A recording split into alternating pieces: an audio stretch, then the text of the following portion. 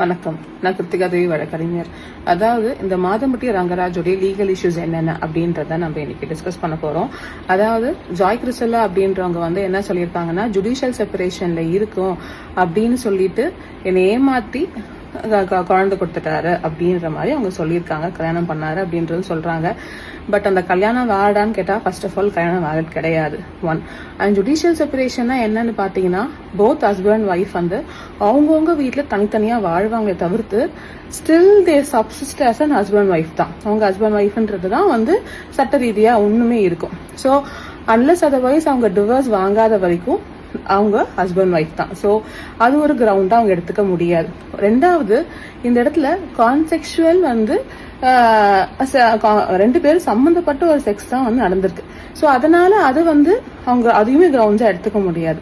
ஆனா குழந்தைக்கு வேணா நீதி கிடைக்குமான்னு கேட்டா அது கிடைக்கும். பட் இவங்களுக்கு நீதி கிடைக்குமான்னு கேட்டா அது கண்டிப்பா கிடைக்க வாய்ப்புகள் இல்லை. அதே மாதிரி அவங்க ஏமாத்திட்டாங்க அப்படின்னு சொன்னாங்க. ஸோ ஏமாத்திட்டாங்கன்றது பாத்தீங்கன்னா அந்த இடத்துல கன்சீல்மெண்ட் ஆஃப் ஃபேக்ட்ஸே கிடையாது.